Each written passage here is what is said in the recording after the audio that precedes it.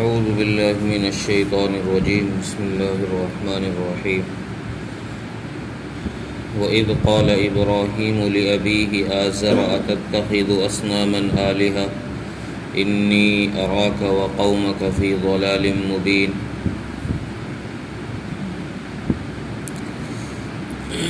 اس سے پہلی آیتوں میں بھی اللہ تبارک و تعالیٰ نے رسول اکرم صلی اللہ علیہ وسلم کی اس دعوت کا ذکر کیا جو آپ نے مشرکین مکہ کو توحید کی دعوت پیش کی، شرک و بت پرستی کے چھوڑنے کا اعلان کرایا۔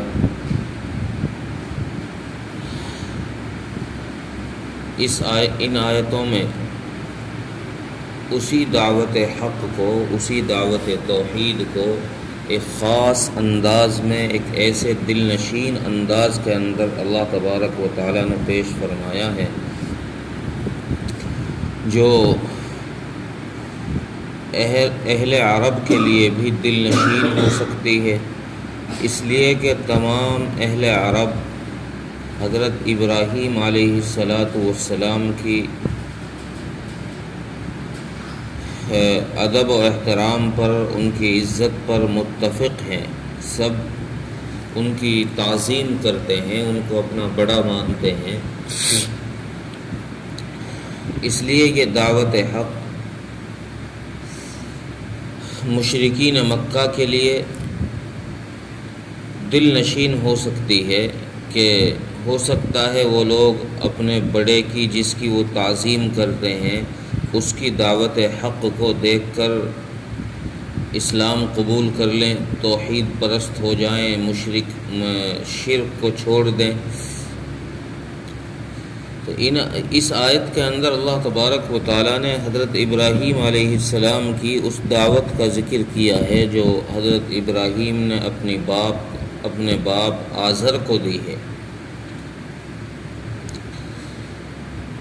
مفسرین میں اور مورخین میں اس بات کے اندر ایک بڑا اختلاف ہے کہ آزر حضرت ابراہیم علیہ السلام کے باپ کا نام ہے یا چچا کا۔ اکثر مفسرین کی رائے تو یہ ہے کہ آزر یہ حضرت ابراہیم علیہ السلام کے والد کا نام ہے، لیکن امام رازی اور اکثر سلف میں سے ایک جماعت نے اس بات کو تسلیم نہیں کیا۔ انہوں نے کہا ہے کہ آزر حضرت ابراہیم علیہ السلام کے چچا ہیں۔ حضرت ابراہیم علیہ السلام کے باپ کا نام، والد کا نام طارق یا طارق ہے، یہ چچا کا نام ہے۔ بعض مفسرین نے فرمایا ہے کہ یہ آزر اور طارق یہ باپ ہی کا نام ہے، اصل نام طارق تھا اور ان کا لقب پڑ گیا آزر۔ بہرحال جو بھی ہو، یہ آزر جو ہے حضرت ابراہیم علیہ السلام کے نسبی بزرگ ہیں،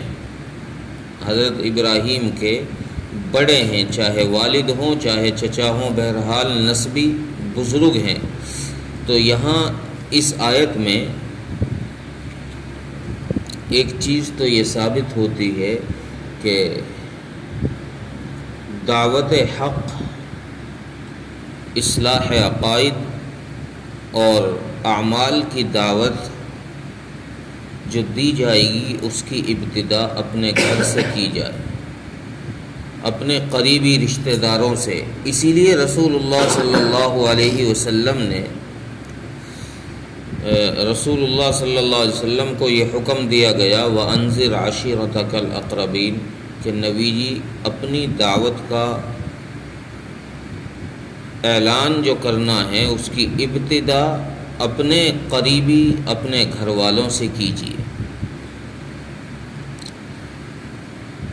اسی لیے رسول اللہ صلی اللہ علیہ وسلم نے کوہ صفا پر چڑھ کر اپنے خاندان والوں کو، مکے والوں کو بلایا اور آپ نے وہاں دعوت حق لوگوں کے سامنے رکھی اور لوگوں کو بتایا کہ عبادت کے قابل صرف ایک اللہ کی ذات ہے، اس کے علاوہ کوئی عبادت کے قابل نہیں۔ اس لیے اللہ تبارک و تعالی نے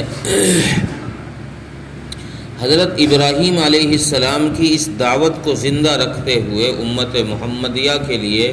رسول اللہ صلی اللہ علیہ وسلم کے اسوہ پر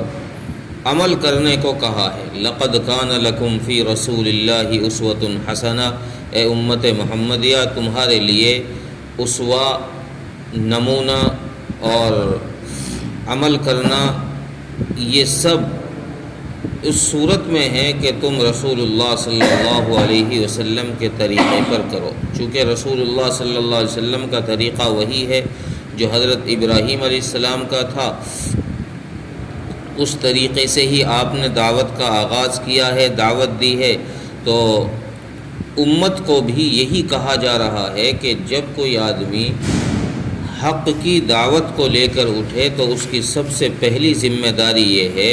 کہ وہ اپنے گھر والوں کو سب سے پہلے سمجھائے، گھر والوں کی اصلاح کی فکر کرے۔ ایسا نہ ہو کہ گھر والے تو نماز تک کے قریب نہیں آ رہے، دوسروں کو بلاتا پھر رہا ہے۔ یہ طریقہ اسلام کے اور انبیاء علیہ السلام کے دعوت کے طریقے سے ہٹ کر ہے۔ اور یہاں ایک دوسری چیز یہ بھی ہے کہ جب حضرت ابراہیم علیہ السلام نے اپنے باپ کو دعوت دی تو یہ فرمایا کہ میرے ابا، میں دیکھتا ہوں کہ آپ جو ہے بت پرستی میں لگے ہوئے ہیں، اللہ کے علاوہ کسی اور کی عبادت میں لگے ہوئے ہیں۔ میں تجھ سے اور تیری قوم سے، حضرت ابراہیم علیہ السلام کی جو قوم تھی وہ چونکہ بت پرست تھی، تو حضرت ابراہیم علیہ السلام نے اپنے باپ سے باپ کو جب دعوت دی تو قوم کی نسبت باپ کی طرف کی، اپنی طرف نہیں کی کہ میں تجھ کو اور اپنی قوم کو بت پرستی میں دیکھ کر کھلی گمراہی میں سمجھتا ہوں یا کھلی گمراہی میں دیکھتا ہوں۔ جب باپ کو دعوت دی تو قوم کی نسبت باپ کی طرف کی۔ اس سے یہ ثابت ہوا کہ اصل قومیت جو ہے وہ اسلام کی قومیت ہے، اصل مسلمان ہونا ہے۔ یہ جو نسبی نسبتیں ہیں، خاندانی جو نسبتیں ہوتی ہیں، باپ دادا تایا چاچا والی، یہ جو نسبی نسبتیں ہیں، اس آیت سے یہ بات سمجھ میں آ رہی ہے، حضرت ابراہیم علیہ السلام کے اس عمل سے یہ بات سمجھ میں آ رہی ہے کہ نسبی نسبتیں اور اسلامی نسبت میں جب تضاد ہو جائے، دونوں متصادم ہو جائیں، ایک دوسرے کے خلاف ہو جائیں، تو پھر نسبی نسبت کو قربان کر کے اسلامی نسبت پر عمل کرنا چاہیے۔ یہاں حضرت ابراہیم علیہ السلام نے اپنی اس قربانی کی طرف اشارہ کیا ہے جو اپنی قوم اور خاندان اور برادری کو چھوڑ کر کے حضرت ابراہیم علیہ السلام ہجرت کر کے نکل گئے تھے اپنے وطن سے، اس کی طرف اشارہ اس آیت میں کیا گیا ہے کہ نسبی نسبت کو اسلام کے نام پر چھوڑا جا سکتا ہے، اور اصل یہ نسبت اسلامی جو نسبت ہے یہی اصل نسبت ہے، چونکہ یہ ایسی نسبت ہے جو یہاں سے اسٹارٹ ہوتی ہے، دنیا سے شروع ہوتی ہے اور یہ آگے میدان حشر اور جنت تک چلی جائے گی۔ نسبی نسبتیں دنیا میں تو کام چل جائے گا نسبی نسبتوں سے، لیکن مرنے کے بعد نسبی نسبتیں ختم ہو جائیں گی۔ باپ اگر جہنم میں چلا گیا، بیٹا جنت میں چلا گیا تو نسبی نسبت ختم، کام نہیں آئے گی۔ دونوں میں اگر اسلامی نسبت ہے تو یہ کام آئے گی، چونکہ دونوں جنت میں جائیں گے۔ اس لیے حجۃ الوداع کے سفر میں رسول اللہ صلی اللہ علیہ وسلم جب حجۃ الوداع سے تشریف لا رہے تھے تو ایک قافلہ ملا آپ صلی اللہ علیہ وسلم کو، تو آپ صلی اللہ علیہ وسلم نے ان سے دریافت کیا کہ بھئی تم کون لوگ ہو؟ تو عرب کا دستور یہ تھا کہ عرب لوگ اپنا خاندان بتاتے تھے، بھئی میں فلاں خاندان سے ہوں، میں فلاں خاندان سے ہوں۔ ان کے یہاں نسبیت بہت عام تھی، وہ کئی پشتوں کے اپنے دادا پرداداؤں کے نام کئی پشتوں تک کے ان کی یاد ہوا کرتے تھے۔ ایسی نسبیت کا ان میں ایک نشہ چڑھا ہوا تھا، اور نسبیت کے اوپر ان کے شعر و اشعار بھی ہوا کرتے تھے۔ تو اس قافلے نے بجائے نسبیت بتانے کے رسول اللہ صلی اللہ علیہ وسلم سے کہا نحن قوم مسلمون، کہ ہم اہل اسلام ہیں، ہم مسلمان لوگ ہیں۔ اپنے قبیلے کو نہیں بتایا، اس سے یہ پتہ چلا کہ اصل نسبت جو ہے وہ اسلامی نسبت ہے، نسبی نسبت اصل نہیں ہے۔